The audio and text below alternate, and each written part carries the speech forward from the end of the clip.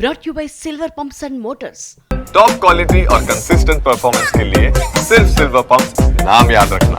బనకచెర్ల ప్రాజెక్టుతో తెలంగాణకి తీవ్ర నష్టం జరుగుతుందన్నారు మాజీ మంత్రి హరీష్ రావు. నిబంధనలు ఉల్లంఘించి ఏపీ కొత్త ప్రాజెక్టు కడుతోంది. బనకచెర్లను రేవంత్ సర్కార్ ఎందుకు అడ్డుకోవడం లేదని నిలదీశారు.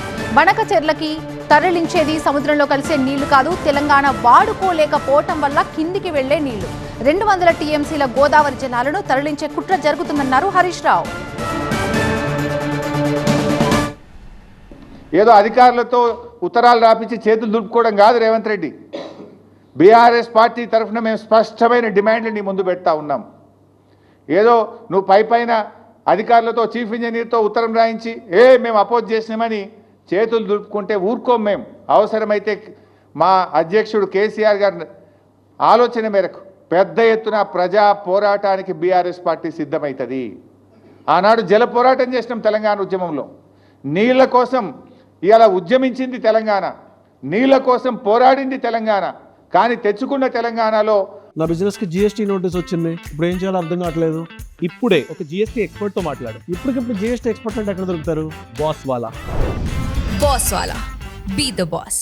అప్పనంగా 200 టీఎంసీలు ఇలా ఆంధ్రప్రదేశ్ తీసుకుపోతుంటే ఈ రాష్ట్రంలో అధికారంలో ఉన్న కాంగ్రెస్ ప్రభుత్వం దాన్ని నిలువరించడంలో, దాన్ని ఆపడంలో, రాష్ట్ర ప్రయోజనాలు కాపాడడంలో పూర్తిగా వైఫల్యం చెందింది అని ఎంతో బాధతో నేను చెప్తా ఉన్నా. ఈరోజు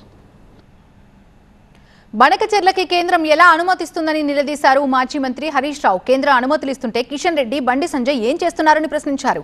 రాష్ట్ర ప్రయోజనాలను కాపాడకపోతే వాళ్లకి పదవులు ఎందుకన్నారు. ప్రాజెక్ట్ ఆపకపోతే సిడబ్ల్యూసీ ఆఫీస్ ముందు ధర్నా చేస్తామని హెచ్చరించారు హరీష్ రావు. మరి కేంద్రం అనుమతిస్తుంటే ఆ ప్రభుత్వంలో ఉన్న కిషన్ రెడ్డి, బండి సంజయ్లు ఎందుకు మౌనంగా ఉంటున్నారు?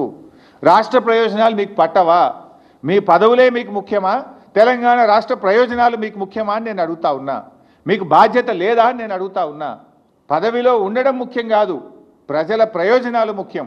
ప్రజల యొక్క ఈ రాష్ట్రం యొక్క ప్రయోజనాలు మీరు కాపాడలేకపోతే ఆ పదవిలో ఉండే అర్హత కూడా మీకు లేదు అని చెప్పి నేను మనవి చేస్తూ ఉన్నా.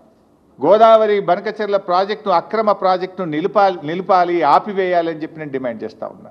లేదంటే మేమందరం ఢిల్లీకి వచ్చి సిడబ్ల్యూసీ కార్యాలయం ముందు బీఆర్ఎస్ పార్టీ ఆధ్వర్యంలో ధర్నా నిర్వహిస్తాం.